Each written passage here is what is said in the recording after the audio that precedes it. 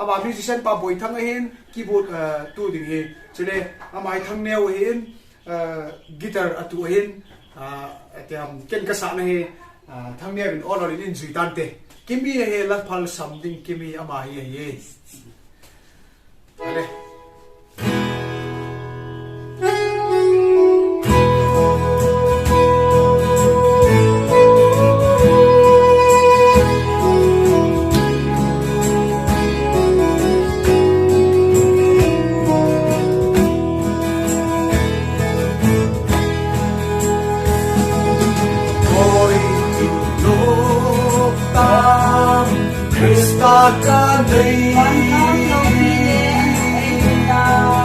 Phan cầm lâu đi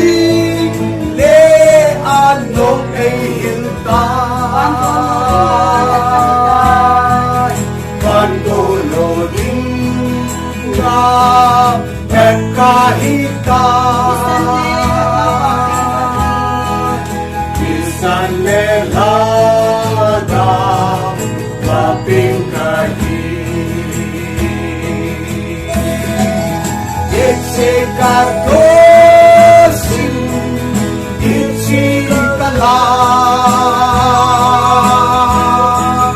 Kaiman bansoy din kahin lai siya Kardosin ichikala Kaiman bansoy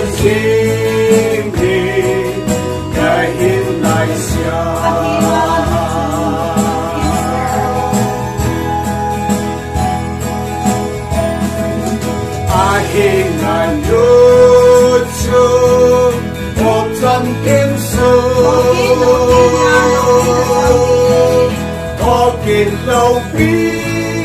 ya lâu bí na sang bên phan tiền hồng cung tha khi vui câu đi có mà sinh còn sinh sinh đi Gece kantosin Gece kala Kaiman bansoy Di kahin lai siya Gece kantosin Gece kala Soi riêng đi cả hết lại xa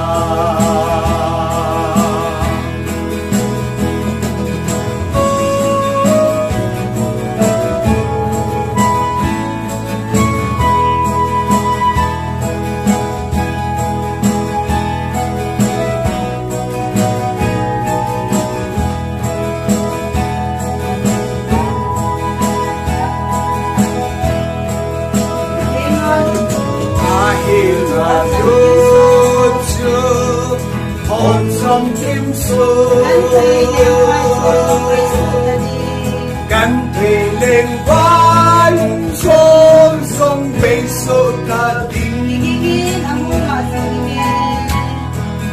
kiki nhìn ta hồn ngã gì nghe apat na jiwa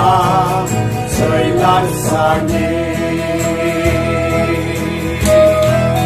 Gece kantosin Gece kala Kaiman bansoy Din kahin lai siya Gece kantosin Gece kala Kaiman soy sing